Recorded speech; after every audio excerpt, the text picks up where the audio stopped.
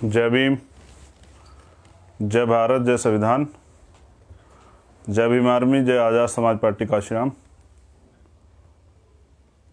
कल किन्हीं कारणों से मैं लाइव नहीं आ पाया,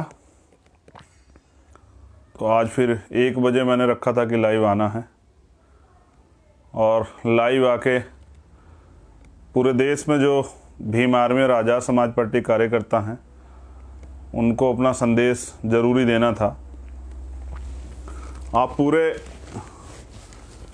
देश में जहाँ कहीं भी कोई घटना होती है, भीम आर्मी और आज़ाद समाज पार्टी के लोग बहुत मजबूती से संघर्ष करते हैं और आपकी बदौलत जो है देश के शोषित वंचित समाज में एक नई ऊर्जा और नई ताकत आ रही है, वो दिखाई भी देती है। देखिए, सबसे पहले तो बहुजन मीडिया ही हमारा अपना मीडिया है। मैं बहुजन मीडिया के सभी साथियों का धन्यवाद देता हूं कि वो मेरे लाइव के बाद यहाँ से इस वीडियो को दिखाते हैं, जो ज़्यादा से ज़्यादा लोगों तक ये बात चली जाती है। और आज भी देश में, जैसे मैं बिहार पे अगर चर्चा करूँ तो देश में ऐसे बहुत सारे गांव हैं जहाँ पर बिजली की सुविधा नहीं है, टीवी की सुविधा नहीं है, तो हमारे लोग मेन स्ट्रीम मीडिया के न्यूज़ चैनल नहीं देख पाते, लेकिन उनके यहाँ फ़ोन है तो यूट्यूब वो देख लेते हैं, तो हमारी बातें बहुत जल्दी वहाँ तक पहुँच जाती है। मैं सबसे पहले तो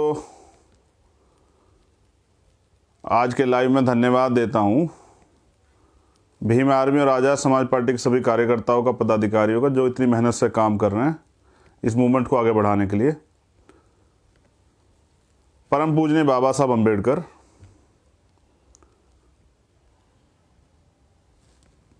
इस शोषित वंचित समाज को जानवरों के जीवन से उबार कर इंसान बनाने वाले और भारतीय संविधान को लिखकर हम सब लोगों को बराबर का अधिकार देने वाले नारी के मुक्तिदाता परम पूजनीय बाबा साहब डॉक्टर भीमराव अम्बेडकर जी को मेरा नमन। संत श्रोमणी सतगुरु रविदास जी महाराज, भगवान वाल्मीकि महाराज, गुरु नानक देव, संत कबीर, बाबा चौहरमल, जितने भी महापुरुष हुए हैं उनको मेरा क्रांतिकारी जय भीम, सतनाम। बहुजन समाज में जन्मे राष्ट्रपिता ज्योतिबा फूले, पेरियार साहब, पेरियार लल्लू यादव, संत गाडगे जी महाराज, गुरु नारायण स्वामी, माँ अहिल्याबाई होलकर, छत्रपति साहू जी महाराज, शिवाजी महाराज, शहीद भगत सिंह, शहीद उधम सिंह, बिहार के लेनिन कहे जाने वाले बाबू जगदेव प्रसाद कुशवाहा, जननायक कर्पूरी ठाकुर और अन्य भी महापुरुष हैं जिन्होंने बहुजन समाज को समय समय पर नए रास्ते दिए और अन्याय अत्याचार खिलाफ लड़ना सिखाया। जो आज हम लोग कर रहे हैं ये आज का काम नहीं है, लंबे समय से, आज़ादी के बाद भी और आज़ादी से पहले भी हमारे महापुरुषों ने संघर्ष किया, बलिदान दिया, तब जाके ये आज़ादी हमें मिली है। मेरे आदर्श, मेरे गुरु और बहुजन समाज को राजनीतिक ताकत का एहसास कराने वाले महान संत मान्यवर साहब श्री काशीराम को नमन करते हुए आज का जो लाइव है, वो लाइव का उद्देश्य ये है कि आप तक जो चीज़ें नहीं पहुंच रही हैं वो पहुंच जाएं। पहली बात तो बुलंदशहर में कल रैली है, उत्तर प्रदेश के अंदर पहली रैली जो है, राजनीतिक रैली, वो होने जा रही है। वो बुलंदशहर में है, कल सुबह 10 बजे हमारे लोग वहाँ पहुँच रहे हैं। महत्वपूर्ण रैली है और हमेशा की तरह मुझे उम्मीद है कि जितना प्यार और आशीर्वाद बहुजन समाज ने मुझे दिया है वो कल भी जो है, जैसे पूरे देश में कहीं भी कोई रैली या आंदोलन होता है तो देखने को मिलता है, तो मुझे उम्मीद है कि कल वो बुलंदशहर में भी देखने को मिलेगा। जैसे बिहार के लोगों ने प्यार दिया, वो हजारों हजारों की संख्या में रैली में आते हैं। उसके साथ सबसे पहले जो मैंने मामला डाला है कैप्शन में, वो हाथरस का है। लगातार पीड़ित परिवार से हमारी बात होती रहती है। मेरी बात हुई थी अभी 2 दिन पहले भी हमारे एक जिम्मेदार साथी से, और उन्होंने मुझे एक अहम जानकारी दी। मुझे आपको जानकारी देना ज़रूरी है क्योंकि मीडिया का काम अब ख़त्म हो चुका है वहाँ। मीडिया अब उसे ज़्यादा नहीं दिखाएगी क्योंकि मीडिया आपकी है ही नहीं। तो बहुजन मीडिया और बहुजन समाज के कार्यकर्ता द्वारा वो जो है आपको दिखाई दे, बार बार वहाँ की जानकारी मिलती रहेगी, क्योंकि मैं शोषित वंचित समाज की आवाज़ आपने मुझे बनाया है और मैं हर उस मुद्दे को उठाता हूँ जहाँ अन्याय अत्याचार होता है। हाथरस में अभी जानकारी ये मिली है कि पहले तो सरकारी नौकरी की अभी कोई व्यवस्था नहीं हुई है। उस परिवार को गांव से बाहर रहने के लिए जो आवास की मांग की गई थी वो भी अभी सरकार ने पूरी नहीं की है, अभी गांव में ही परिवार रह रहा है। तीसरी एक अहम जानकारी यह है कि 25 लाख रुपए के मुआवजे की सरकार ने बात की थी। जो SC/ST एक्ट में पहले से 8.5 लाख रुपए मुआवजा मिलता है, कंपनसेशन मिलता है एक्ट के अनुरूप, जिसमें सरकार कोई रोल नहीं है, उसी के साथ जोड़ के वो मुआवजा दे दिया गया है। और अभी हाल में जो मैं बताने जा रहा हूं आपको, ये जानकारी है कि वहां कोई मौजूदा SDM है, वो पीड़ित परिवार के पास 2 बार जा चुके हैं और उन्होंने पीड़ित परिवार को ये कहा है कि अगर आपको न्याय चाहिए तो वो पैसे हमें वापस लौटा दीजिए जो मुआवजे के सरकार ने आपको दिए। आप पूरी ईमानदारी से इस बात को सोचें और महसूस करें कि ये क्या इस सरकार में न्याय सुनिश्चित है, ये सरकार न्याय दे पाएगी? जिसके अधिकारी कर्मचारी पहले DM जाके परिवार को धमका रहा था और अब कोई SDM है, शायद महिला SDM है, वो जाकर परिवार को कहते हैं कि अगर आपको न्याय चाहिए तो वो जो आर्थिक मदद सरकार ने आपको की है वो लौटा दीजिए, क्योंकि आपको सिर्फ न्याय चाहिए।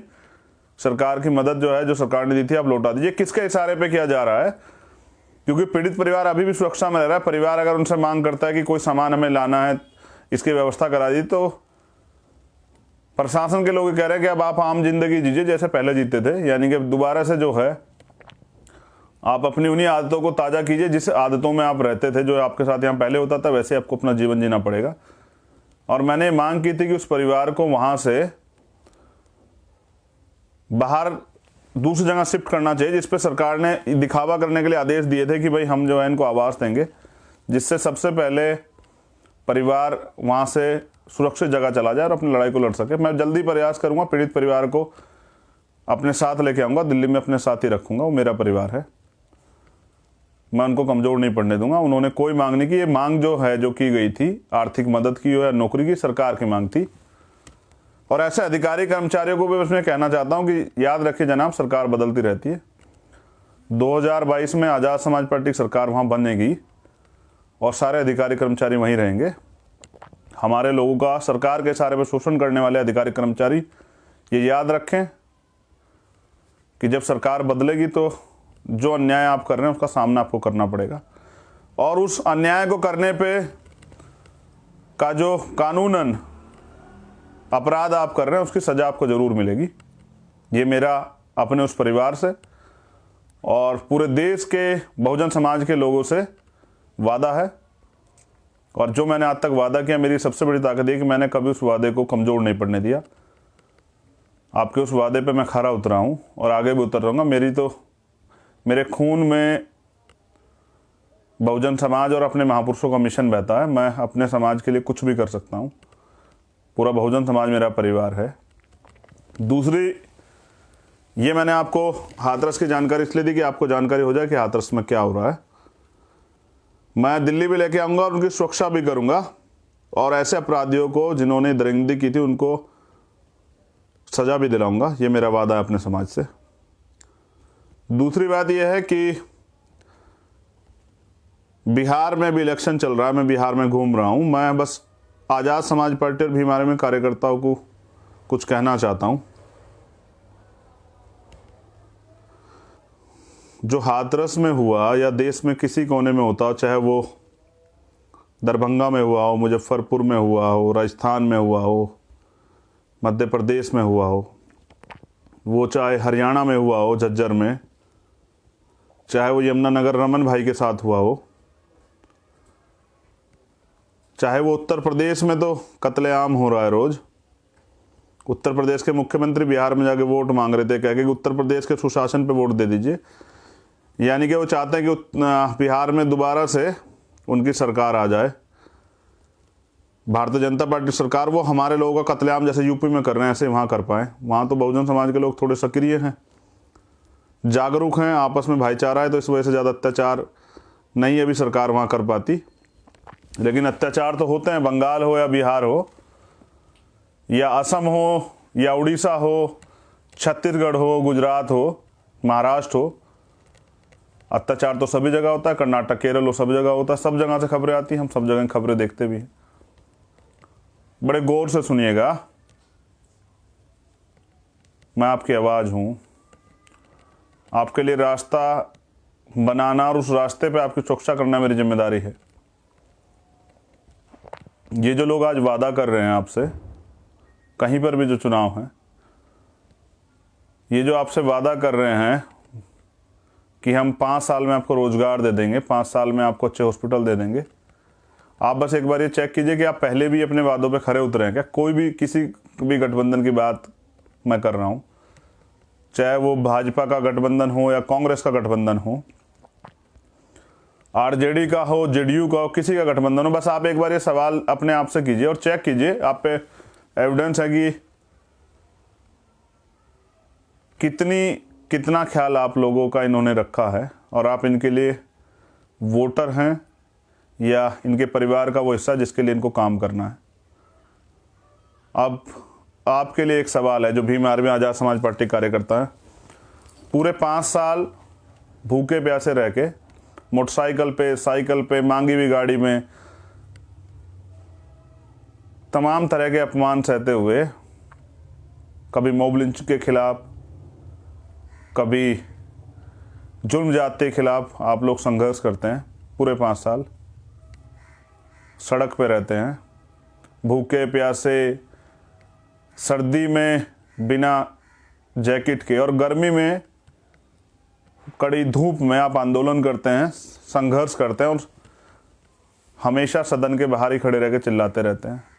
इससे कुछ नहीं बदलेगा, इससे आपका संघर्ष तो मजबूत हो जाएगा।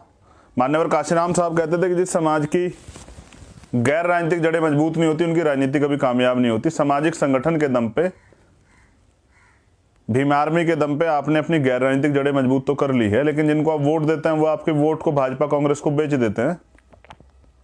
मैं किसी पे आरोप नहीं लगा रहा हूं, आप एक बार बस चेक कीजिए कि जब आप किसी को वोट देते हैं और क्योंकि वो समर्पित नहीं है, उनका मूवमेंट के प्रति कोई प्यार नहीं है, समर्पण नहीं है, संघर्ष नहीं है, तो उनको भाजपा कांग्रेस को वोट बेचने में कोई दिक्कत थोड़ा ही होती है, वो बेचते भी हैं।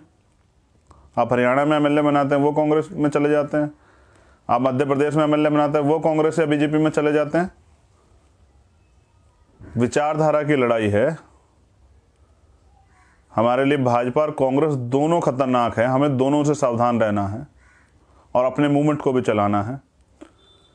मेरी सबसे बड़ी ताकत आप लोग हैं। मैंने जैसा कहा कि आप 5 साल भूखे प्यासे रह के सर्दी, गर्मी, बरसात की परवाह ना करते हुए संघर्ष करते हैं, और जब मौका मिलता है आपको ईमानदार लोगों को सदन में भेजने का, अपने लोगों को सदन भेजने का, खुद सदन में जाने का, तब आप चूक कर जाते हैं। इसी वजह से बहुजन समाज शासक नहीं बना। मैं आपका ध्यान आकर्षित करता हूं कि SC ST के 131 MP अभी बैठे हुए सदन में अन्य पार्टियों से। अगर वो सारे एकजुट हो जाएं तो मुझे नहीं लगता कि कोई भी कानून आपके खिलाफ बन सकता है। लेकिन यहाँ CNPR जैसे काले कानून बनते हैं, या किसानों के खिलाफ अध्यादेश आते हैं, किसान विरोधी अध्यादेश, या मजदूरों के खिलाफ कानून बनते हैं, या पूंजीपतियों के पक्ष में कानून बनते हैं, सरकार पूंजीपतियों के पक्ष में खड़ी हो जाती है, या आरक्षण के खिलाफ कानून बनते हैं, जो काम इनसे नहीं होता वो कोर्ट से करवा लेते। मैं आपसे जानना चाहता हूं, क्या कांग्रेस और भाजपा आपके अधिकारों की सुरक्षा करेगी? आप अपने सुरक्षा अधिकारों की सुरक्षा स्वयं करेंगे? आपको ये सोचना पड़ेगा कि जो लोग आपके आरक्षण के खिलाफ हैं, जो आपके SC ST एक्ट के खिलाफ हैं, जो आपके अधिकारों के खिलाफ हैं, जो आपके तन पर अच्छे कपड़े और मुंह पर मूछें नहीं देख सकते हैं, जो आपको घोड़ी पे चढ़ता देखता, वो क्या आपका सदन में जाके भला करेंगे? मेरे ऊपर तमाम तरह के आरोप लगाए थे। कोई कहता है कि जी चंद्रशेखर भाई तो वहाँ जाके बिहार में किसी स्वर्ण जाति के व्यक्ति का प्रचार कर रहे हैं। मैं सिद्धांतों समझौता नहीं कर सकता हूँ। इन आरोप को लगाने से अच्छा है कि आप अपनी पार्टी के लिए बेहतर कार्य करें, तो हो सकता है आपकी पार्टी का भला हो जाए, या फिर आप साबित कीजिए। मैं तो ईमानदार व्यक्ति, मैंने तो उत्तर प्रदेश के मुख्यमंत्री से भी कहा था जब उन्होंने 100 करोड़ की फंडिंग का आरोप लगाया और सब चीज़ें, मैंने कहा था अगर वो 1 लाख रुपए मेरे अकाउंट में साबित कर दे तो मैं आजीवन राजनीतिक संन्यास ले लूँगा। या 1 रुपए का आरोप तय कर दें तो मैं उस साबित कर दें तो मैं उस पर भी राजनीतिक संन्यास ले लूंगा, लेकिन आप इस्तीफा दे दें तो वो तो नहीं कर सकता है। अगर आप चाहते हैं कि आपने 5 साल जो मेहनत पैदा की है, मेहनत आपने की है, अगर उससे आप चाहत पैदा कर लें, मान्यवर काशीराम साहब एक नारा देते थे, एक सिद्धांत था उनका, वो कैडर में बताते, N into D into S, need, desire, strength. अगर आप जो जरूरत है कि हमारे लोग सदन में हों और आपके साथ जो जरूरत है उनको पूरा आप करना चाहते हैं, अपने सामाजिक परिवर्तन आप करना चाहते हैं, तो नीड जरूरत प्लस डिजायर यानी कि चाहत, अपने अंदर चाहत पैदा कीजिए कि हमें ना बिकने वाला समाज और ना बिकने वाले नेता बनाकर अपने वोट को बिकने नहीं देना है। वोट की ताकत को पहचानना है। वोट का अधिकार आपको बिकने के लिए नहीं मिला है, वोट का अधिकार आपको अपनी गुलामी से मुक्ति के लिए मिला है। यहाँ समता, समानता, बंधुत्व, भाईचारे को आगे बढ़ाने के लिए मिला है, बहुजनों के राज के लिए मिला है। और लास्ट स्ट्रेंथ, उससे ताकत का निर्माण कर लें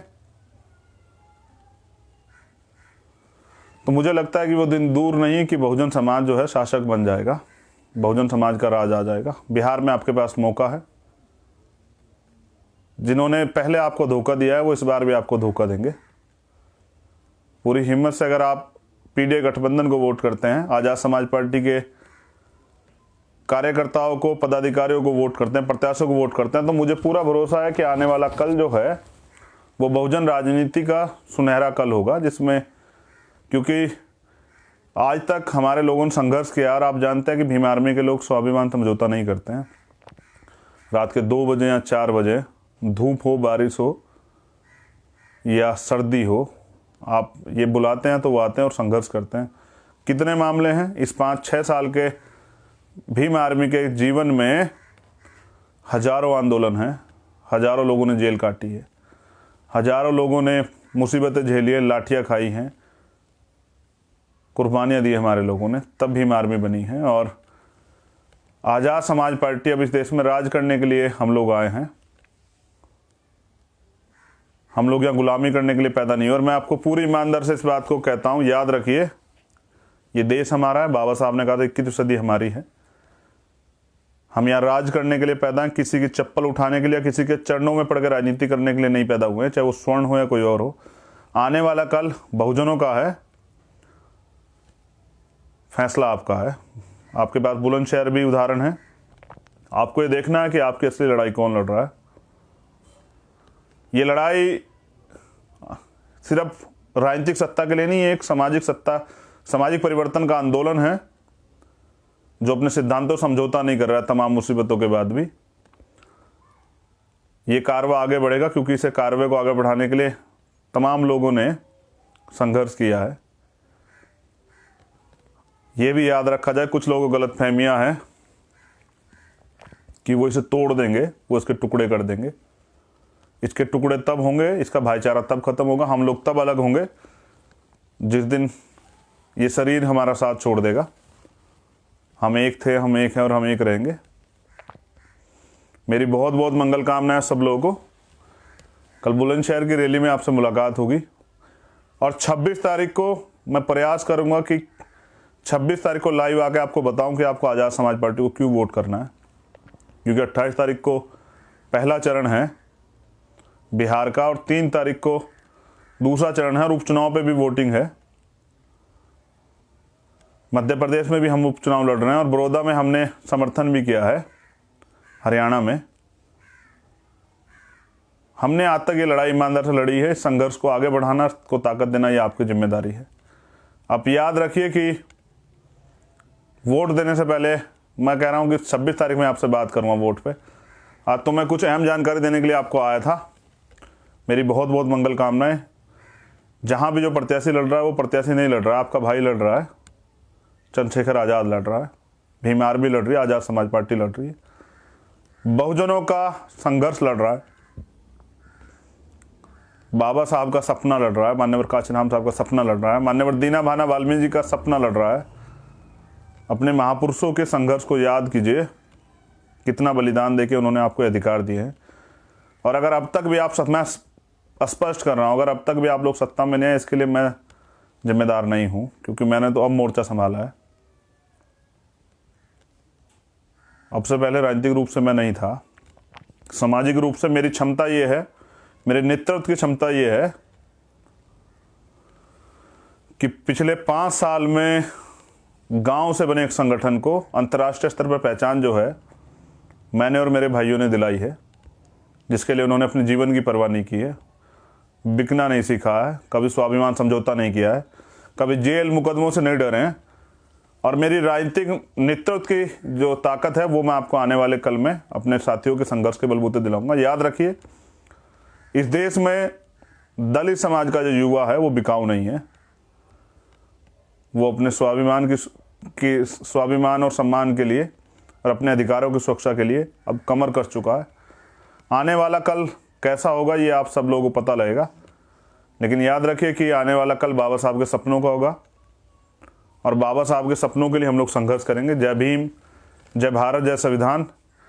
आप सब लोग अपना ख्याल रखें, आप सब लोग को मंगल हो। और जो लोग चुनाव में लगे हुए हैं, जो साथी मेरे भूखे प्यासे रह के मैं देखता रहता हूँ, दिन रात प्रचार करते हैं, याद रखिए आप आने वाले कल के इस समाज के, इस देश के नेता हैं, इस समाज के बेटे हैं, इस समाज के रखवाले हैं। और आपसे उम्मीद है और लोगों से उम्मीद नहीं है। जय भीम, जय भारत, जय संविधान, जय भीम आर्मी, जय आज़ाद समाज पार्टी। मेरी बहुत बहुत मंगल कामनाएं आप सब लोगों के लिए, तमाम कार्यकर्ताओं के लिए, तमाम पदाधिकारियों के लिए, हमारी बहनों के लिए, हमारी माताओं के लिए, हमारे बुजुर्गों के लिए, और उनके लिए भी जो किसी कारण से निराश होकर घर बैठे हुए हैं ये सोच के कि माननीय काशीराम साहब का कारोबार रुक गया है, उनका आंदोलन रुक गया है, बाबा साहब का कारोबार रुक गया है। कहने से नहीं होगा, करने से होगा। पूरा करना पड़ेगा, उसके लिए आपको साथ देना पड़ेगा। जय भीम।